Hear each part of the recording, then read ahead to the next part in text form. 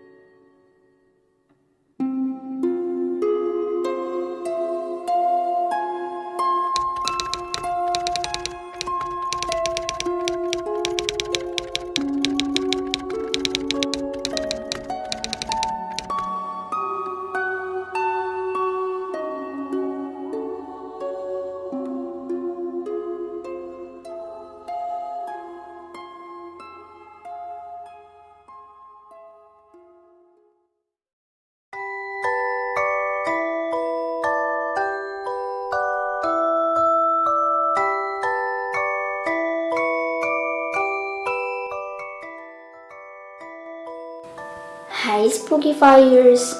Just call me Marga. Dahil panahon na ulit ng pasukan, bigla akong na-miss yung mga estudyante days ko. Ang pinaka-unforgettable para sa akin ay nung college dahil sa napakaraming kalokohang nagawa. Mga life hacks na natutunan, mga triumphant moments, maging yung mga panahong muntik na akong bumagsak. Pero higit sa mga ito, di ko rin makakalimutan ang mga katatakutang naranasan ko sa halos 4 na taong pagstay ko sa university namin na nagkaroon ng malaking impact sa buhay ko. Lahat ng mga ikikwento ko ay mga personal kong experience at ng mga kaibigan ko. Kaya lahat ng mga names ng tao at places na mababanggit ay papalitan ko para na rin sa privacy naming lahat. Matanda na ang university namin. Marami itong naranasang mga pagbabago. Ilang beses na rin itong naipasara at nabuksang muli. Sobrang lawak rin ng university namin. Kahit saan ka tumingin ay may mga nakatanim na puno at mga halamang namumulaklak. Masasabi na para itong isang paraiso. Pero sa likod pala ng tahimik at luntian nitong kagandahan ay mayroong nakatagong kababalaghan. Una kong ikikwento ay tungkol sa tinitirhan kong dorm na kung saan una akong nagkaroon ng mga creepy encounters. Sa Lotus Dormitory ito. June 2006, noong una akong tumungtong sa university bilang freshman. Galing pa ako sa kabilang probinsya, pero dahil kilala ang UNIV na to sa kanyang magandang educational system at environment, bukod pa sa murang tuition, dito ako in-enroll ng mga magulang ko. At dahil nga malayo ang bahay namin, nagpasya kaming mag-dorm na lang ako. Mayroong 4 na dorm ang UNIV. 2 para sa mga babae at 2 sa mga lalaki. Yung mga pambabae, magkatabi lang sila pero separate buildings. Yung mga panlalaki naman, magkahiwalay. Nasa labas ng campus yung isa, pero pagmamay-ari pa rin ng UNIV yung location niya. Nagstay ako sa Lotus Dormitory na parang elementary school ang peg. Pahaba kasi siya na single story, tapos nahahati sa mga rooms. Bali merong 2 building ang Lotus Dorm na may tig 12 rooms. Yung building A sa harap, tapos building B sa likod. Doon ako na-assign sa building A, room 12. Yung Sunday, before ng first day of school, hinatid ako ng mga parents ko sa dorm. Bandang 4 p.m. nang magpasya ng umuwi si na mami. Umiyak ako noon dahil first time kong mahiwalay sa mga magulang ko. Para malibang, sinimulan ko na lang na ayusin yung mga gamit ko sa locker. Yung mga lockers, wooden cabinet sila na magkakapatong. Sa taas yung sakin. Habang nag-aayos, napansin ko na Manila paper lang yung ginamit na pangpasta sa loob. Medyo hindi maayos ang pagkakadikit kasi yung bandang gilid nakaangat pa. Binusisi ko yung loob hanggang sa meron akong napansin na nakasulat sa kahoy. Red ball pen yung ginamit. Marcel Heart G. Yun yung nabasa ko, pero natakpan na yung karugtong. Tinry kong baklasin ng kaunti yung Manila paper at nagtagumpay naman akong makita ng buo yung nakasulat. Ang nakalagay, Marcel Heart Gio, August 11, 2003. So ako na chismosa, medyo satisfied na, kaya kumuha ko ng paste at dinikit ulit yun. Nagsigatingan na yung iba ko pang kasama, kaya medyo nalibang na ako. 8 kaming lahat sa room. 5 kaming first years. Ako, si Reb, Suzy, Aimee at Tala. Tsaka 3 second years. Si Ate Sha, Ate Jack at Ate Malu. Double deck ang mga higaan namin at dun ako sa taas ni Ate Sha na pwesto. Bandang 7 p.m., nagkaroon kami ng assembly sa may lobby ng dorm para sa orientation. Si Ma'am Len ang aming dorm matron. Medyo masungit siya at stricto kasi sabi ni Ate Malu, matandang dalaga raw. So ayun, inorient kami sa mga rules and regulations sa dorm, sa mga task namin, at sa special rule na di pwedeng suwayin, which is bawal nang lumabas ng room after 9 p.m. at bawal magbukas ng pinto after ng 10 p.m. lights off. May nagtanong kung bakit at nakita ko na parang nainis si Ma'am Len. Simple lang. Kung may makapasok na masamang loob at natsyempuhan kang nasa labas o kaya ay pinubuksan mo, kumusta ka kaya? Kumusta tayong lahat dito? Paliwanag ni Ma'am Len. Marami pang sinabi si Ma'am, kaso inaantok na ako noon kaya di ko na masyadong narinig. After ng orientation, bumalik na kami sa mga rooms. Bandang 8:45 p.m., nag-round si Ma'am Len para siguraduhin wala nang nasa labas. May dala-dala siyang malaking flashlight at tungkod at chinecheck ang bawat rooms. Nung nakarating na siya sa room namin, tinawag niya si Ate Sha dahil siya yung pinaka-leader namin sa room. Nag-usap sila sa may pintuan at pagkatapos, umalis na si Ma'am. 2 beses chinek ni Ate Sha at Ate Jack yung lock ng pinto sa harap at likod. Yung ilaw sa kusina, iniwan lang naming nakabukas para may liwanag ng kaunti sa part ng mga decks namin. Magte-10 na nung nag-text si Mami at kinakamusta ako. Nireplyan ko siya at nagpa-good night na. Di ko na nahintay yung reply niya kasi nakatulog na ako. Alam kong masarap ang tulog ko that night kasi gising na yung diwa ko pero tulog pa yung katawan ko. Yun bang naririnig mo yung nasa paligid mo, pero nakapikit ka pa rin at yung katawan mo ay sarap na sarap pa sa pagkakahiga. Ganun kasi ako kapag masarap ang tulog. Di ako agad nabangon kahit may sumigaw pa ng sunog. Naalimpungatan ako dahil merong kumakatok sa labas. Dahil nasa taas naman ang pwesto ko, di ako yung obligadong magbukas kasi meron namang mas malapit sa pinto. So wapakals ako doon sa kumakatok at tinuloy lang yung pagtulog ko. Pero lalong lumakas yung mga katok. Parang galit na galit yung nasa labas kasi kumakalabog talaga yung pinto namin. Kinapa ko yung phone ko para i-check yung oras. 1:45 AM pa lang kaya medyo kinabahan ako kasi masyado pang maaga para merong manggising. At masyado na ring late kung si Ma'am Lynn man yun. Una ko tuloy naisip na baka magnanakaw o serial killer yun. Pinakiramdaman ko yung mga kasama ko kung meron bang nagising sa kanila. Tahimik lang sa loob ng room namin. Maya-maya may kumatok na naman. This time, medyo soft lang yung pagkatok. Nagulat pa ako nang biglang may nagsalita sa labas. Marga, gising ka ba? Buksan mo yung pinto na. Hala, boses ni Mami yung nasa labas. Kinuha ko yung phone ko para tignan kung may text ba si Mami o ano.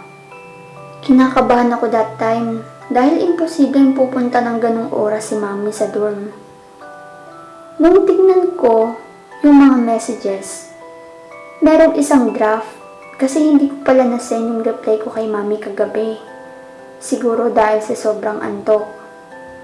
Napabangon ako bigla at naisip na si Mami nga yung nasa labas at baka nag-aalala siya dahil di ako nag-reply. Wait lang po, me! Sabi ko habang pababa sa deck. Nung nakababa na ako at nagsusuot ng tsinelas, biglang tumayo si ate siya at hinila ako pahiga sa bed niya. Magsasalita sana ako, kaso tinakpan niya yung bibig ko. Naaaninag ko yung mukha niyang takot na takot, kaya natakot rin ako. Bigla na namang lumakas yung katok at sumigaw yung nasa loob. Buksan mo ito sabi eh. Mas malaki at parang nanggagalaiti yung boses na nagsasalita. Tinignan ko si ate siya at umiling siya. Niyakap niya ako ng mahigpit at nararamdaman ko yung panginginig ng mga kamay niya. Pumikit na lang ako noon at tahimik na umiyak. Di ko alam kung ano ang mga nangyayari. Narinig kong nagdadasal si ate siya ng pabulong habang yakap pa rin ako. Nakatulog ako sa ganung pwesto. Nung umaga na, ginising ako ni ate siya at sinama sa room ni Ma'am Lynn. Kinuwento namin yung nangyari at alam kong natakot din si Ma'am. Binilinan niya si ate siya na sama-sama kaming magdasal sa room bago matulog at huwag na huwag kaming magbubukas ng pinto sa mga alanganing oras. Habang nag-aalmusal, kinuwento namin sa iba yung nangyari. Pero wala daw silang narinig na katok. Bale, kami lang ni ate siya ang nakarinig. Ibig sabihin, hindi tao yung kumakatok dahil una sa lahat, kaya niyang gumaya ng boses ng iba. Isa pa, halos magiba na yung pinto namin pero hindi yun narinig ng iba naming kasama. Naging busy yung araw na yun para sa akin dahil nga first day ng klase. Bandang 2 PM, nagmemeryenda kami ng mga kaklase ko nung natapunan ako ng juice ni Angie. Dahil malapit lang naman ang dorm, nagpa siya akong umuwi para magpalit ng pants. Kasama ko si Angie noon dahil guilty ang bruha sa nangyari. Ganito kasi yung ayos ng room namin. Pagpasok mo sa front door, mga decks at lockers namin ang unang makikita. Sa left side, deck namin ni Ate Sha. Sa right, katapat namin sila Ate Jake at Reb. Next ay yung deck naman ni na Ate Malu at Suzy. Nakahilera namin at katapat nila sa right side sina Aimee at Tala.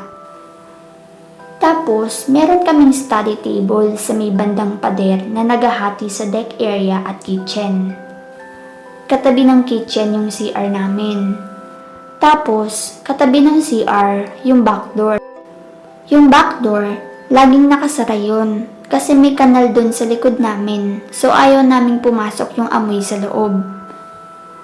Pinaupo ko muna si Angie sa isang bed habang nagbibihis ako. Pagkalabas ko, nadatnan ko si Angie na nasa labas ng CR. Tinanong ko siya kung bakit nandun siya. Sabi niya, meron raw kasing sumisit-sit sa kanya doon sa loob. Kinuha na namin mga bag namin at palabas na kami sa room nang biglang nahulog yung wall clock na nakasabit sa pader. Nagkatinginan kami ni Angie. Wala namang hangin nun, kaya nakapagtaka kung bakit yun nalaglag. Naalala ko yung kumakatok kaya bigla akong kinabahan. Tinulungan ako ni Angie na linisin yung mga bubog. Dahil gumagana pa naman yung relo, nilagay ko na lang yon sa study table at umalis na kami. Mabilis na lumipas yung mga araw at wala na ulit akong naramdamang kakaiba sa room namin. Gabi-gabi pa rin kaming nagdadasal ng sama-sama at hindi namin hinahayaan na merong maiwang mag-isa sa room. Akala ko okay na ang lahat, ngunit hindi pala.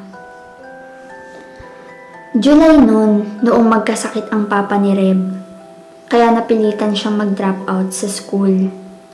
Yung foam at mga unan ni Reb, hindi pa niya nauwi, kaya nagkaroon kami ng isang bed na bakante. Ang pwesto ni Reb ay sa ibabang bed sa katapat na deck namin ni Ate Sha. Sa taas ni Reb nakapwesto si Ate Jake. Ginagawa naming tambayan yung bed ni Reb kapag nagchichikahan kami pero kapag matutulog na, nababakante ito. Ayaw naman lumipat doon ni Ate Jake kasi mainit sa baba. Minsan, naningat ako.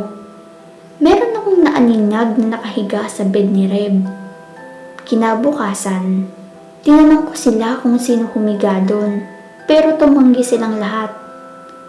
Sabi ni Tala, minsang nagising siya para umihi. Nakita niya rin na parang may nakahiga. Akala niya nung una ay si Aimee yun dahil mahaba daw ang buhok.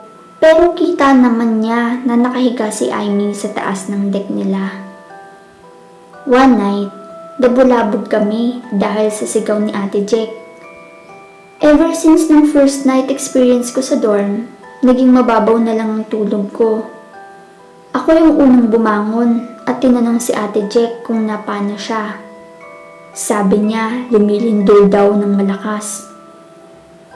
Nakiramdam kami sa paligid, pero parang wala namang kakaiba. Napasigaw na rin ako nung muntik mahulog si Ate Jake mula sa bed niya dahil biglang umalog yung buong deck niya. Tumayo si Ate Sha at binuksan yung ilaw. Kitang-kita namin kung paano gumalaw yung deck na imposibleng lindol kasi yun lang ang tanging gumagalaw sa loob ng room. Nagdasal kami ulit nun at tumabi na lang si Ate Jake kay Ate Sha. Kinabukasan, umiiyak si Suzy na nagtapat kay Ate Sha na sumuway daw siya sa rule a few nights ago. Bandang midnight na raw yun at ka-text niya yung boyfriend niya, kaso nawalan ng signal ang phone niya. Binuksan niya yung pinto para makasagap ng signal. Bigla siyang nalamigan, kaya bumalik muna siya sa bed niya para kunin yung kumot. Wait, iniwan mo bang bukas ang pinto? Singit ni Ate Malu. Oo, te. Pero nakaon lang ng konti. Kaso nung pagtingin ko, bukas na yung pinto. Tumakbo ako nun at sinara ko. Paliwanag ni Suzy. Kinilabutan kaming lahat sa na-realize namin. Te, nakapasok ba siya? Iyak ni Suzy. Sabi ni ate siya, huwag daw kaming matakot at laging magdasal. Hindi namin iyon sinabi kay Ma'am Len dahil baka patalsikan si Suzy sa dorm. Minsan lang nangyayari yung lindol tsurva pero ang madalas naming ma-experience ay yung mga gamit na bigla na lang nahuhulog kahit maayos naman ang pagkakalagay nila. Yung pwesto ni Reb, doon namin nilagay yung mga bags namin para hindi ito maging bakante kapag gabi. Sabi kasi ni Amy, baka daw pinipwestohan yun dahil bakante. Maya-maya, merong bumato sa likod ko. Mahina lang siya na parang magaan na bagay lang yung pinambato.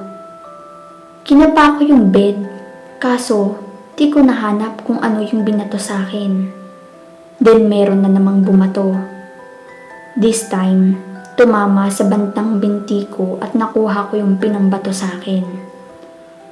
Parang papel na nilamukos. Alam kong hindi ito prank ng mga kasama ko kasi sa mga nararanasan namin, never namin ginagawang biro ang takutin ang isa't isa.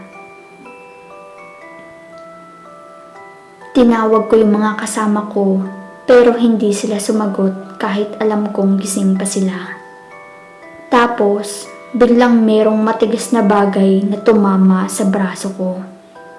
Naiyak na ako nun pero di ko magawang lumingon. Tala, please, pakibukas ang ilaw.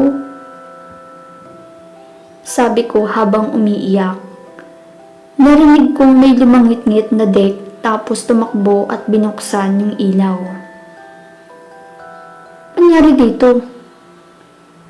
Si Amy pala ang nagbukas ng ilaw. Nagulat siya nung nakita na ang daming lamukos na papel sa bed ko. Ako din nagulat na ewan kasi maraming beses na pala akong binato pero twice lang akong tinamaan.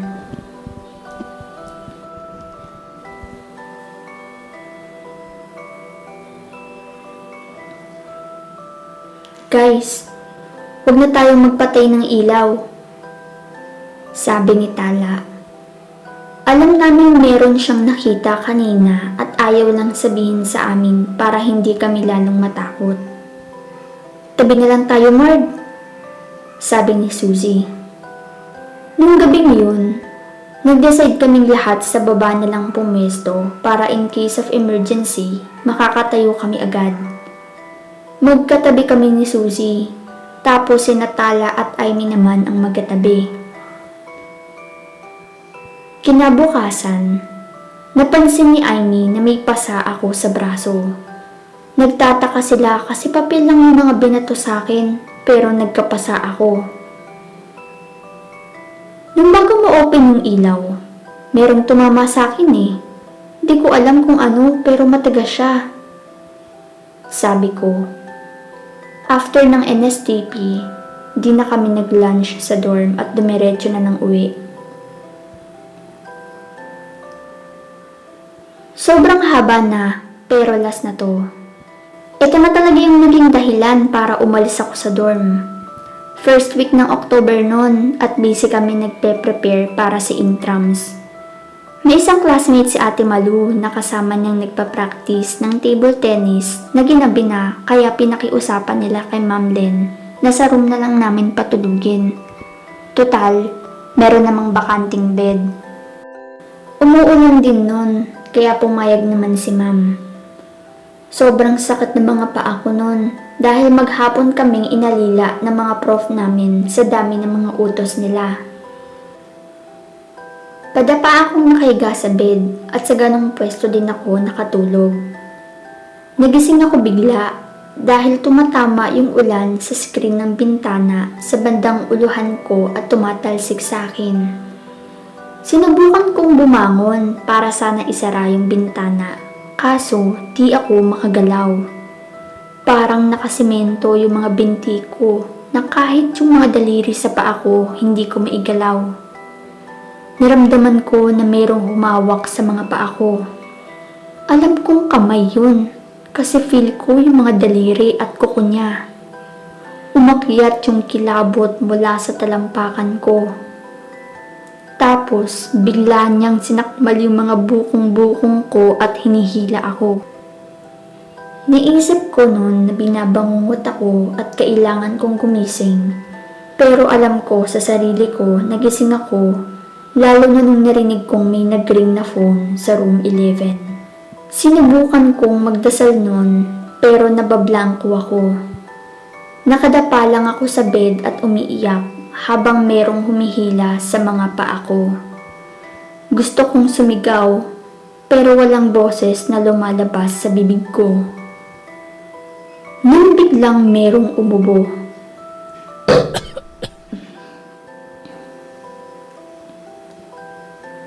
Dahil doon ay naigalaw ko yung isa kong kamay at tinampal yung digding. Marg, okay ka lang? Si Ate Verns, yung nakitulog sa amin ang nagsalita. Ate! Yan lang yung nasabi ko that time. Pero buti na lang at hindi ako pinagwalang bahala ni Ate Verns. Ramdam kong hanggang tuhod na yung nakalabas sa deck at feeling ko ay mamamatay na ako sa mga oras na yun. Biglang sumigaw si Ate Verns ng, "In Jesus' name!" At kasabay nun, may malakas na pwersang humila sa mga paa ko pababa. Tuluyan akong nahulog pero napahawak ako sa poste ng deck at naitukod ko yung kaliwang tuhod ko kaya di ako diretsong kumalabog sa sahig.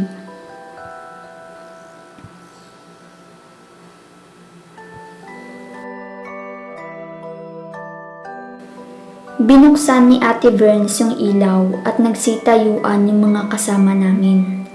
Tapos, nagsisigaw si Suzy at tinuturo yung dugo sa kamay ko. Nung kumapit ako sa deck, meron palang pako doon na gumalo sa left wrist ko. Nagpanik ang lahat at nagsigawan sila. Binubuksan ni Ate Jack yung pinto pero di niya mabuksan. Nai-unlock naman niya pero parang meron daw pumipigil. Kinakabog ng iba yung dingding para mabulabog yung sa kabilang room at puntahan kami. Sa sobrang ingay ng mga kasama ko, para akong mabibingi. Ang nakapagtataka lang ay bakit wala ni isang nakarinig sa amin sa labas. Dati nga, konting tawanan lang namin, sinisita na kami ng kabilang room dahil dinig nila yung ingay. Pinatahimik ni Ate Verns ang lahat para daw makapag-isip siya kung ano ang gagawin. Binalot ni Amy ng panyo yung wrist ko at pinainom nila ako ng tubig.